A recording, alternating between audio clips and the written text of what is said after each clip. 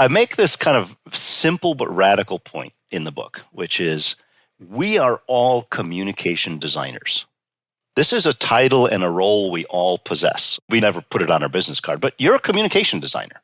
So am I. We're either good or bad at it. So a bad communication design is I'm just going to show up and throw up. I'm just going to spew stuff. I'm not going to put words together in any skillful way. I'm not going to seek to engage the human brain. I'm just going to dump stuff. Well, you can do it if you want. I'm not going to help anybody, but you can do it. Did you know that Netflix is also a gaming platform now? That Apple makes TV shows? That Disney owns a number of YouTube channels without the Disney branding? It's because they know what Steve Woodruff knows. If you're a podcaster, you might think the competition is other podcasters. If you make movies, you might think the competition is other movies. You'd be wrong in both cases.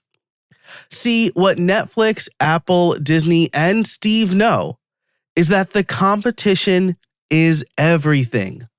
People are assaulted every day by stimuli. And if you want to cut through all of the noise, you need to stand out by being an effective communication designer. And there's no better person to tell us how to do that than the king of clarity himself, Steve Woodruff. Plus, in the Pro Show, we talk about using AI to write books and Steve's process for writing his latest book, The Point. I want you to look for these top takeaways.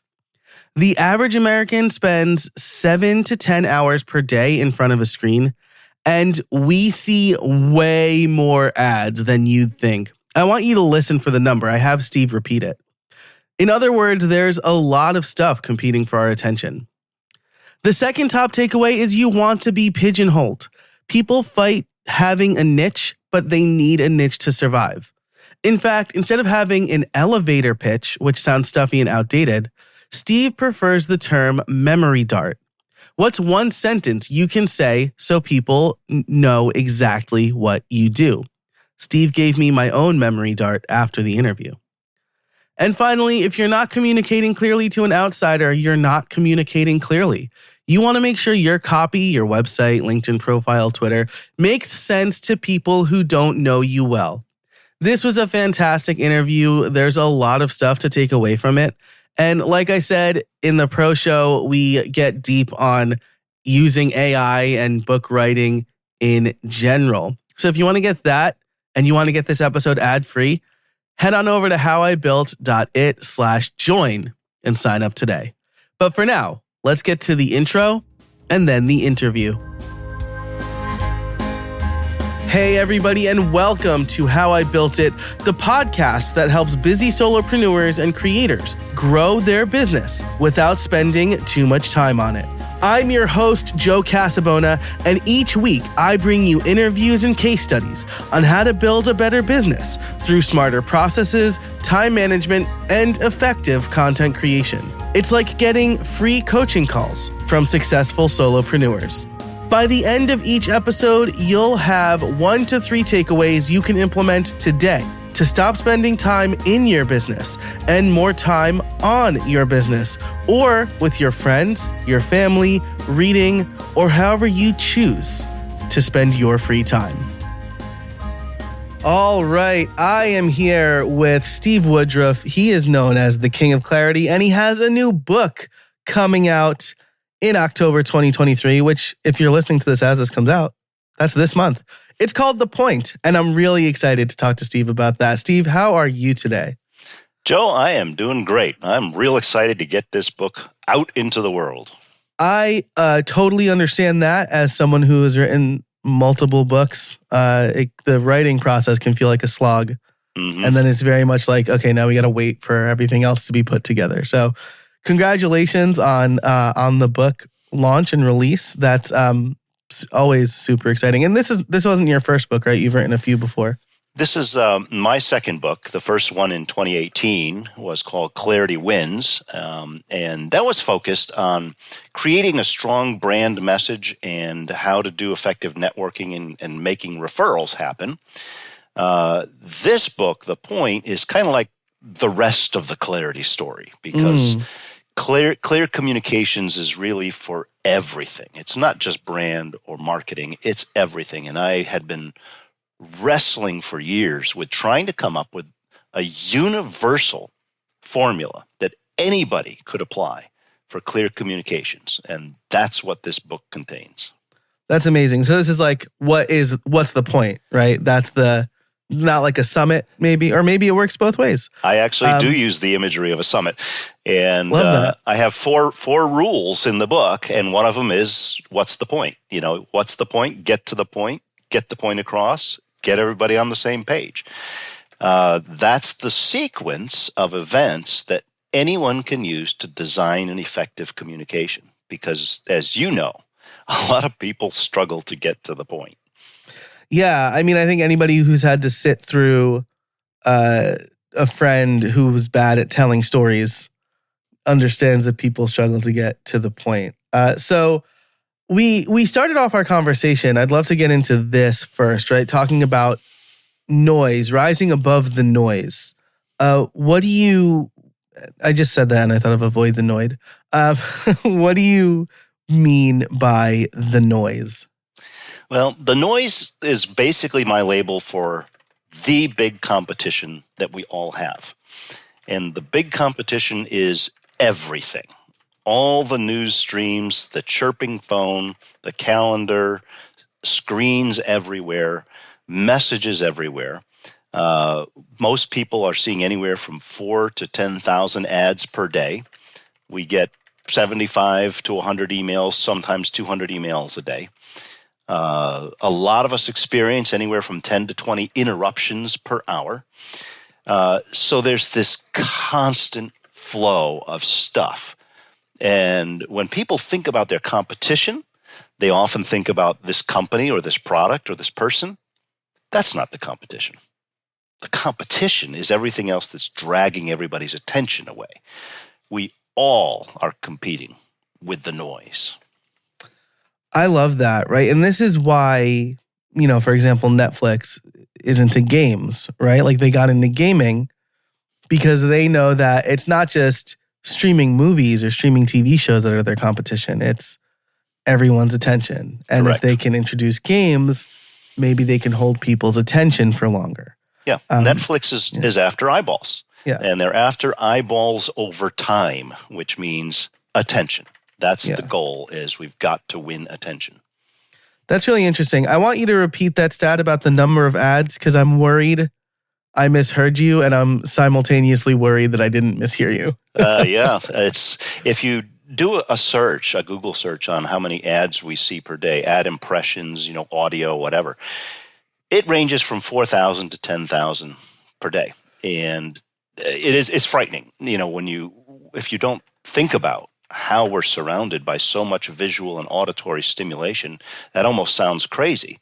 But then if you actually really start tracking what is going on and how much is flowing into our brains, and every single one of those ads is trying to grab that attention, trying to get our eyeballs. I don't think there's such a thing as earballs, but everything's grabbing at us. And if I'm trying to, share information, or if I'm trying to sell something, or if I'm presenting something, I'm competing with that all the time.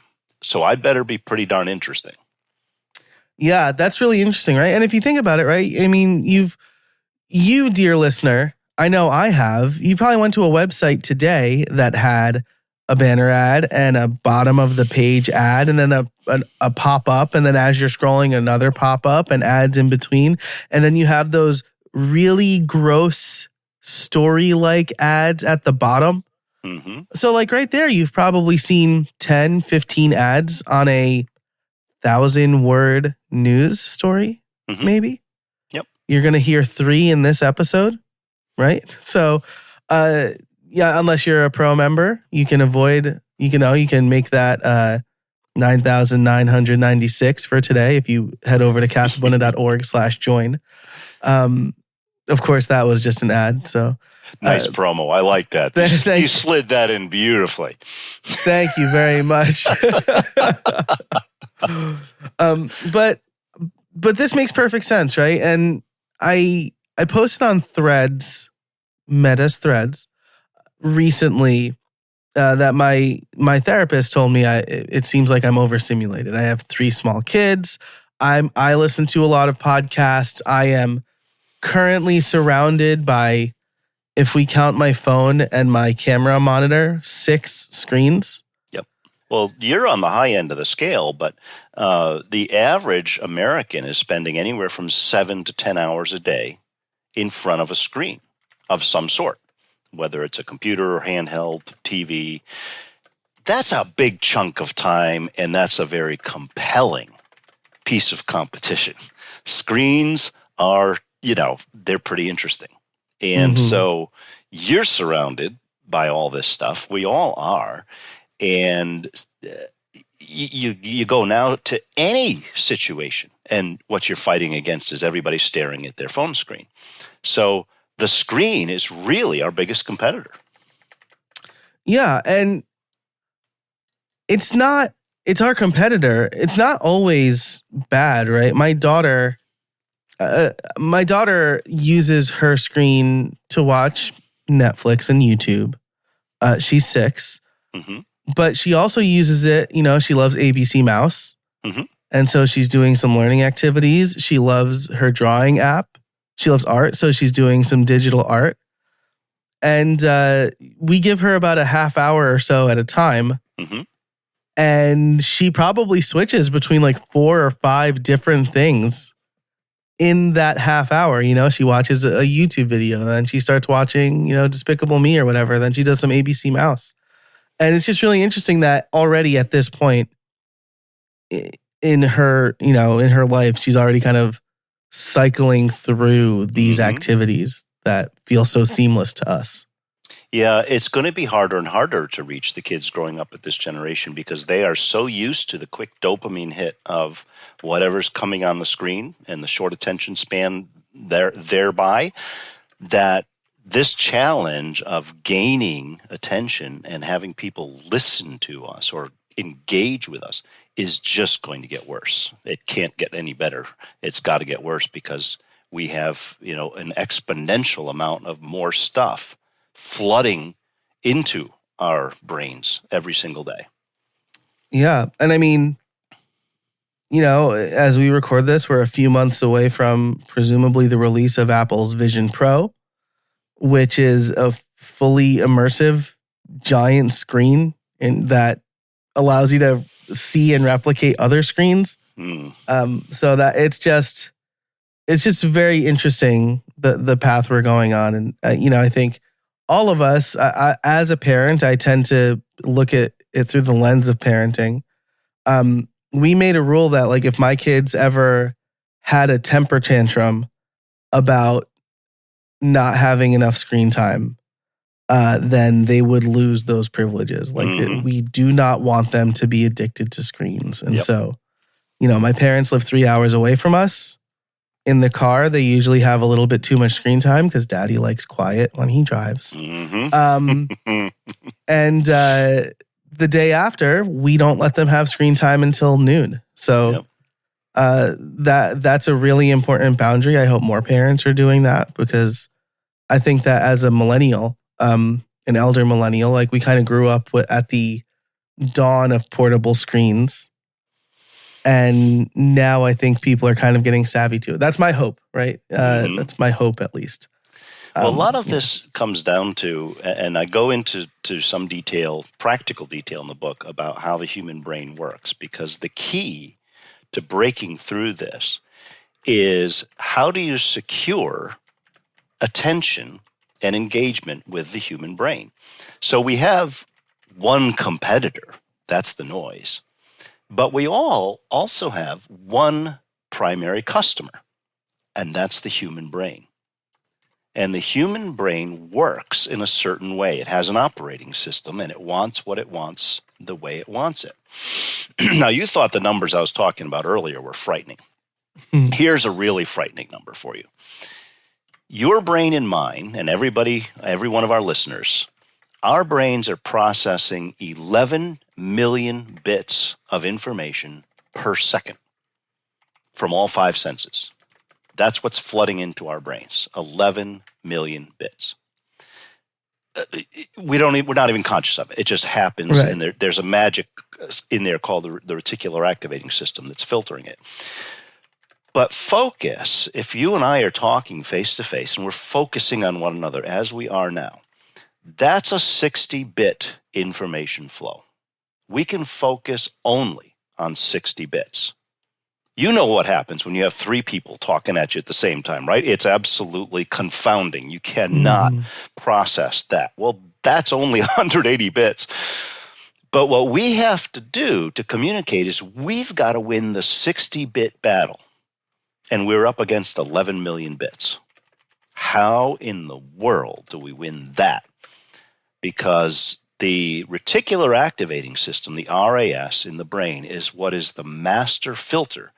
It's the thing that's determining what's most important that we're going to focus on. So one of the biggest insights in this book is, what does the reticular activating system want? If we know what the RAS wants, we can communicate effectively and break through. If we don't, we just become part of the noise. Gotcha. So the reticular activating system, is this the sort of thing that, our nose is always in our line of sight, but we don't see it because our brain filters it out, right? Mm-hmm. You walk into a room and there's the strong scent of something, and then you stop smelling it after a while. The smell's still there, but your brain is filtering it out.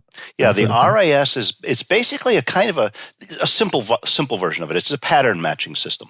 So if we walk into a room and everything's the same, then we don't notice anything because it doesn't matter. It's a survival mechanism. Doesn't matter. Right.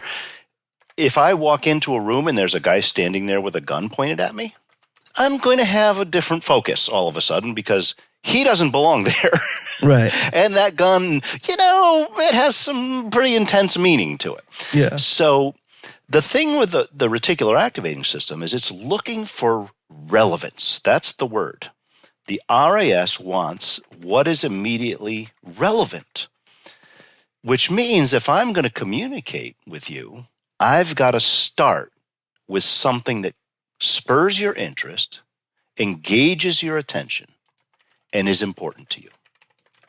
So if we did this interview and you started speaking Spanish to me and I started answering in Russian, we might be saying wonderfully important things, but our listeners would go, I have no idea what's going on. This is not relevant. I'm confused. I'm out of here. Well, in the same way, if we're over technical, if we're off target on irrelevant nonsense, people just shut us out. And that's where bad communication happens. It's not front-loaded with relevance. I like that a lot. And this is, the competition is everything. I think if we go down to a micro level, let's pick whatever social media platform you choose to be using now, right? Mm-hmm. There are these I've heard Kahi call them thread boys, people who are just trying to oversimplify something complicated so that they stand out. So, one example I'll give is Dickie Bush tweeted, here's how you make $1 million. So that's something that spurs a lot of people's interest, right? That's relevant. And so that gets people. And then he proceeds to be like, just build a product people want. And I'm like, well, that's BS. I like to keep the clean rating on this podcast. That's BS because he knows as well as anybody, like you can't just build a product that people want. You need to make it relevant and make it interesting to people. And so on top of the noise macro level, right? On each individual thing that has your attention, there are a lot of competitors for your attention. Right. And I guess my point in this story, right, is that people try to copy what Dickie Bush does or what Justin Walsh does or what all these other people who have amassed a following doing what worked for some algorithm 6 months ago. And I don't think copying is effective communication because you don't really, my son says bad words because I say bad word. He's 3. He'll say a bad word if I say a bad word. and he doesn't really know what he's saying. So I have to, right? So I think here's the thing with those threads, though. It's half right. So if you start with something short, specific, and compelling, like how to make $1 million, okay, you've got my attention because that matters. So that's good. That's right. That's rising above the noise. The problem, which you've identified, is then it becomes a bunch of BS. Instead of it really actually giving you something workable, now I'm just hooking you and lying to you, okay? Right. Now, the principle, though, of starting with something specific and relevant and interesting is correct. And so we can learn from that and say, okay, they are actually mastering the art of breaking into the RAS. That's good. Now let's actually join it to truth instead of just manipulating people. I like that a lot. And I think this leads really well into a question that I think I've been asking myself a lot, but I'm sure other people want to know, which is, can't I write whatever I'm thinking? And we will answer that question when we get back from our sponsor break. And we are back. So I'm really tired of Thread Boys on social media and trying to figure out what the best thing to go viral is. Can't I just write whatever I'm thinking? Of course you can. It's just that nobody's going to read it. Here's the thing. I make this kind of simple but radical point in the book, which is we are all communication designers. This is a title and a role we all possess, okay? We never put it on our business card, but you're a communication designer. So am I. We're either good or bad at it. So a bad communication design is I'm just going to show up and throw up. I'm just going to spew stuff. I'm not going to put words together in any skillful way.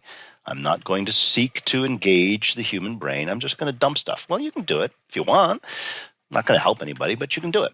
So the purpose of this book is how do you become a skillful communication designer? What are the shortcuts? What is the brain looking for? And then how can you use the tools? And you and I talked about one before we went live, which is analogies. Analogies, symbolic language, that is one of the best ways to shortcut right into the brain and turn the light on.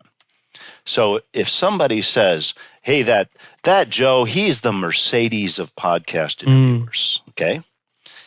Well, what are we saying with one word? The Mercedes picture in our minds is high quality, exclusive, expensive, top of the line. And what I've done is I've used an existing memory hook and I've used visual language to drive my point immediately through, not giving you a 6-page explanation of why Joe is the best podcaster, because you're not going to listen to that.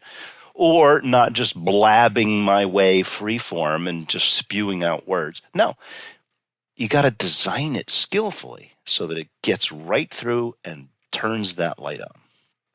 Yeah, that's so key. And it touches on something that my friend Mike Pacquiao mentioned on episode 302 of this podcast, where he said, when you tell stories, if you're describing someone, you need to do, Steve, exactly what you just said, right?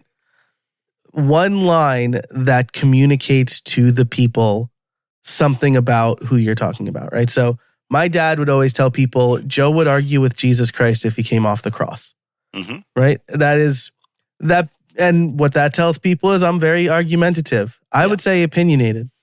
But, that's neither here nor there. Those two often go together. Yeah. Well, you've actually touched on something really important. In my first book, Clarity Wins, is all about this principle that you're going to occupy a pigeonhole in people's minds. They're going to think of you, but they're going to think of you probably for one thing. Either they're going to pick that randomly, or you're going to plant that in their minds. So our job, if we want to gain referrals, if we want people to think of us at the right time, is to put ourselves in an accurate, compact pigeonhole. That's why I go by the title King of Clarity. So many years ago on my Facebook timeline, my buddy Chris Brogan, who's a fellow blogger, he said, "Happy birthday to the King of Clarity."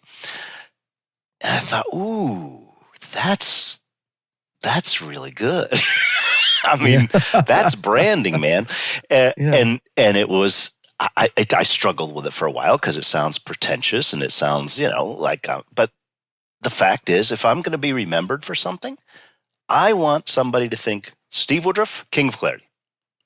And if I get that pixel in your mind, I win.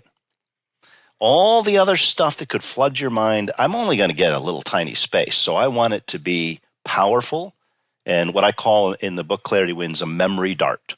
So I don't advocate for elevator pitch. I don't like elevator pitch for two reasons. Nobody wants to talk in an elevator and nobody wants to be pitched. So we need to come up with a memory dart, something that's more visual, something that's more emotional, something that's more vivid. So I'm probably not going to forget the idea that you would argue with the Savior coming off the cross, because that's a very graphic image. I've never heard it before. And I want to slap you upside the head, but I get it. I get that that's the pigeonhole. Yeah. Yeah, absolutely. So I like the picture you just painted here, right? Because elevator pitch has always felt a little bit stuffy to me. Like, what's your elevator pitch? Like, now I feel like I'm in like stuffy in an elevator. Whereas like memory dart, right? Like open air, dart flying through the air. I really, and it can be a lot clearer, right? And I got kind of slapped in the face with this by my friend Jay Klaus. We're talking and he's like, I don't know the one thing I would refer people to you for. And I'm like, dang, that hurts, right? That's a problem. Yeah, huge problem. And I fixed that, right? I think people are kind of scared to pigeonhole themselves because it feels like they're turning away potential work. That's correct. And that's the point. And I make that argument vociferously in my first book, Clarity Wins. You want to be pigeonholed because I only want you to refer the work I want. I want you to know who I serve, what I do, and what makes me differentiated. I don't want extraneous work that's out of my sweet spot. I don't want generic referrals. I want it specific.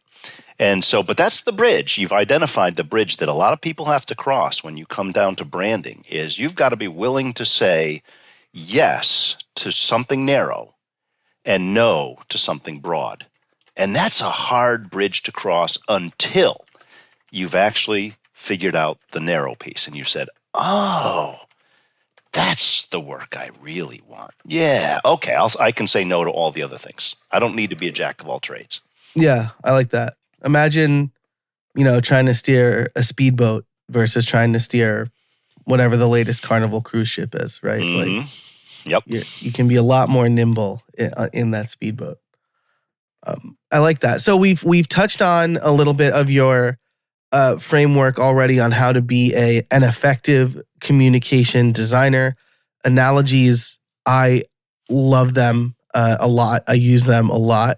Helps in the classroom when I teach people new concepts, especially because my previous profession, I guess, was a computer science, software engineering. I would teach programming and things like that.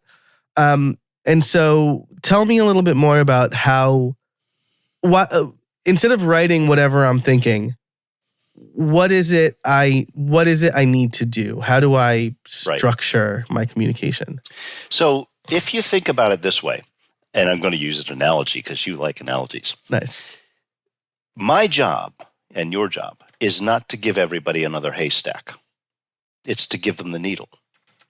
I'm not there to make more work for you, to just dump a bunch of unstructured information and say, well, Joe, find out what you're looking for and let me know later. No, I've got 11 million bits of stuff going on every second. I don't need that. I don't need a dump truck full of unstructured information. So one of the tactics I talk about in the new book, in the point, is a very simple thing called stratification. And this is, and here we'll do another verbal word picture. Think of a pyramid with 3 levels. The very top of the pyramid, the very peak, is the relevant point. This is the thing that I'm aiming at. This is the result I'm aiming at. This is the purpose of this communication. This is the action I'm looking for. This is the point. Lead with that. If you can put it in one sentence, then you know where you're going, and your audience knows where you're going. That buys you the attention of the RAS because you have said, okay, here's where we're going. This is relevant. Now, second level of the pyramid, you've just earned the right to give a little more background, a little more context, maybe an outline or some stories to back it up. The base of the pyramid is the details. That's what, here's an attachment on this email. I'll give you a real short email. Here's the point. Here's a couple bullet points. Here's the attachment if you want everything. Well, the fact is, we can use that pyramid, 3-level stratified pyramid structure for everything. In fact, books do it. The top of the pyramid is the title and the subtitle. So my book is The Point, How to Win with Clarity-Fueled Communications. Okay, so that's how I'm trying to intrigue you, trying to draw you in, and it's relevant because you want to win and you need to communicate, and there's something about clarity that sounds like it needs to be done. Okay, then you go to the table of contents. That's the outline, the summary, the overview. Oh, look at that. Oh, 4 rules. Oh, 8 tools. Oh, okay. Then there's the rest of the book. Clinical papers are structured in a 3-level way. For doctors, consultants often use a 3-level discussion, same type of thing for their results when they've done a consulting gig with a client. Here's the main thing. Here's how we structured it. Here's all the details, the graphs, the data. Well, that's how we want to communicate in our emails, in our presentations, in our books, in our networking, everything. Stratify it. But you always got to start with the point. I like that a lot. And it's funny that we're having this conversation now because I just got finished working with an email marketing coach who basically told me the same thing. Mm-hmm. He's like, you keep selling the thing. You need to sell the outcome. Yes, exactly. Right? You need to tell people, hey, you're going to save 12 hours every week producing your podcast. Correct. Right? But even more than that, you have time to spend with your family. Or what you have time to do your hobbies or whatever. That's the outcome. That's the personal relevance. That's the thing. That's what I want. I don't want the thing. Right. I want what the thing's going to do for me. Yeah. And so one of the shorthands I use for that relevance and that top of the pyramid and the RAS is the very well-known acronym WIIFM. What's in it for me? And the RAS is tuned. Everybody's brain is tuned to one frequency, WIIFM. So we've got to be sure we quickly get to the point of relevance for you if we want engagement. And if we don't, we lose. All right. So you heard it here. If you want to get people's attention, you need to be the best DJ on WIIFM. That's correct. That's it. And you know what? That applies to anybody in any role at whatsoever.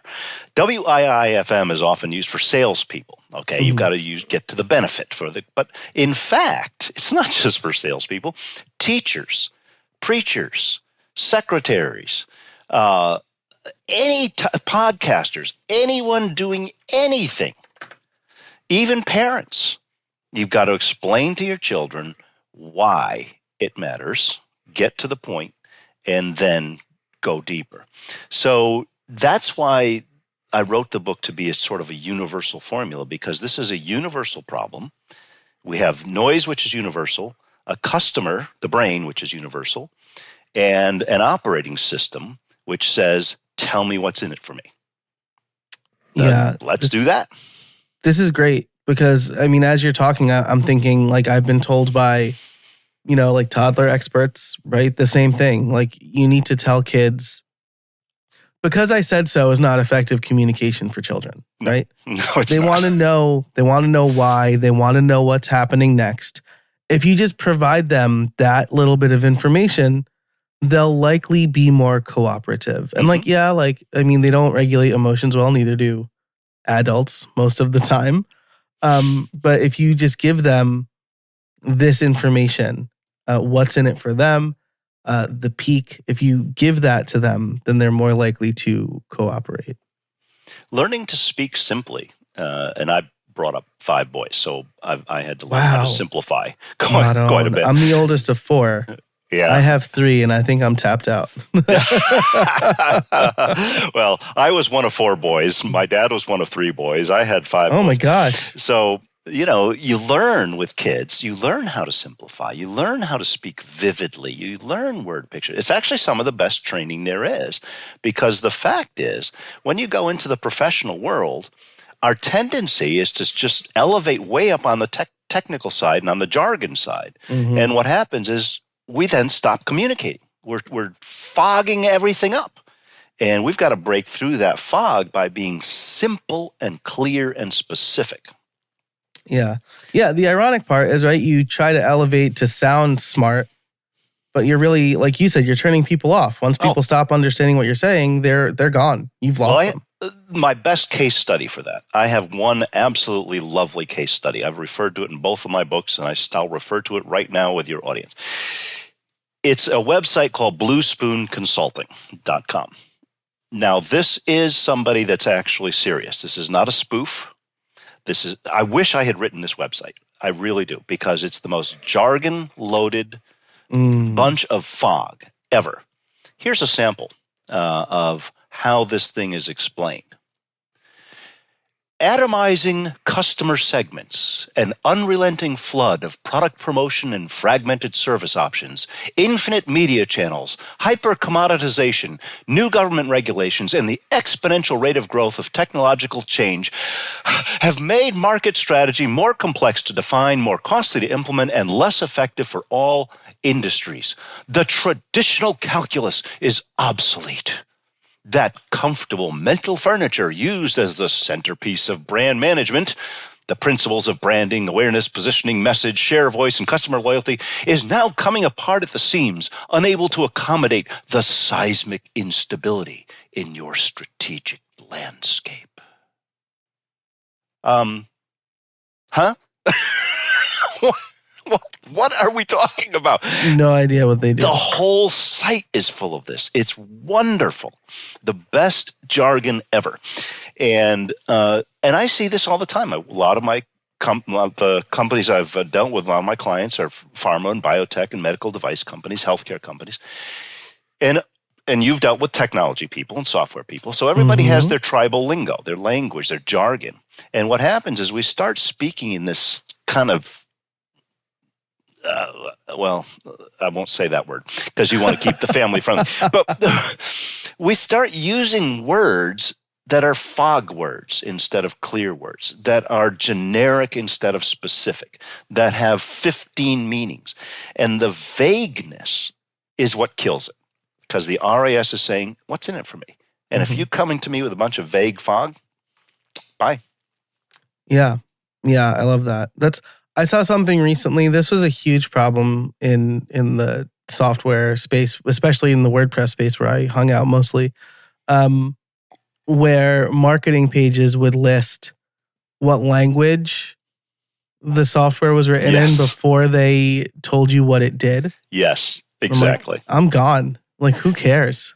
Well, it's the same problem on resumes and LinkedIn profiles. So people will throw a bunch of the technology stuff, a bunch of the jargon, because they think that a search engine is going to hire them. Well, an algorithm and a search engine are not going to hire you by using a bunch of jargon keywords. You need to speak English, speak clear language if you're not, English.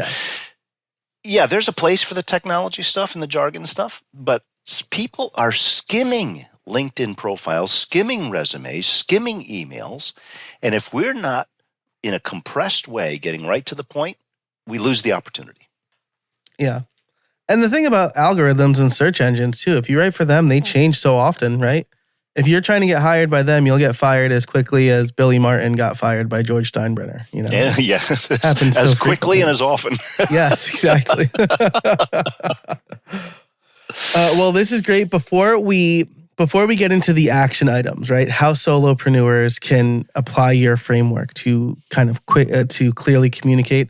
I do want to mention that in the pro show, which you can get ad free if you sign up over at casabona.org/join, we're going to get a little behind the scenes on Steve's book because Steve's editor was former guest Josh Burnoff. And so I'm going to ask him about his fat outline.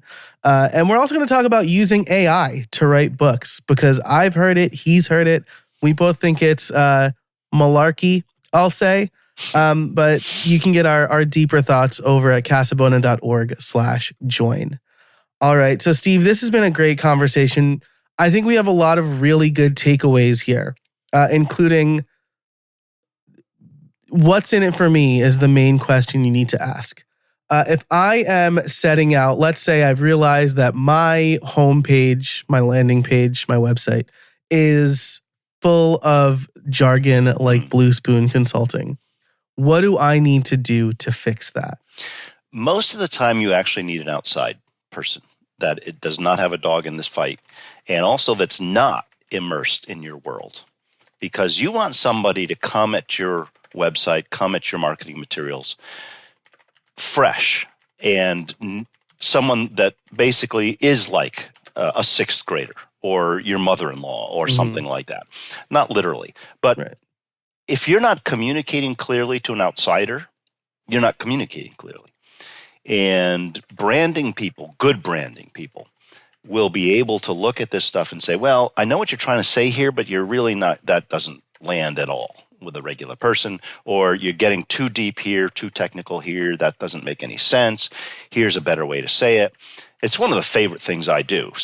A lot of my work is workshops and teaching and helping people become better communicators. But on the consulting side, I love working with marketing materials and websites and saying, okay, let's turn this into some human communication that works. Because people can leave websites even faster than they can leave a presentation or a sit-down meeting, because people jump off of websites in seconds and milliseconds if they're not seeing what they want to see. So it's crucial to be able, especially on a homepage, to make a very vivid, instant, focused impression. And that's the hardest thing for people to do for themselves. So I'm going through right now a rebranding. My stuff has gotten a little bit diffuse. And within a few weeks, I'll have a very focused, different new website that narrows my message down to one thing. And I do more than one thing, but I really want one thing to be in people's minds. You want to hire Steve as a speaker and to train your people. That's it. I do more than that, but that's the impression I want. And so the photography and the text, everything is going in that direction. So we have a hard time. I use the expression a lot. You can't read the label of the jar you're in. We are the worst ones trying to come up with our own brand stuff. We need outside eyes to help us to see clearly what we are, what we're saying, and how to say it. Yeah, I know it's probably not what some people want to hear. They want to do it themselves. They don't necessarily want to maybe pay someone to do it for them. But I'll tell you, I have a product called the Podcast Growth Audit. And I redesigned that page a million times. And then I had my email marketing coach. One of the things he does is review landing pages because ultimately we want to send people from the emails to the landing pages. And so he just tore down 2 of my landing pages. Yep. And he's like, I don't know why this is here. He's like, you tell me what I get before you tell me what the outcome of this is. I don't care that it's a growth audit. I care that I'm going to get more downloads or whatever. Yep.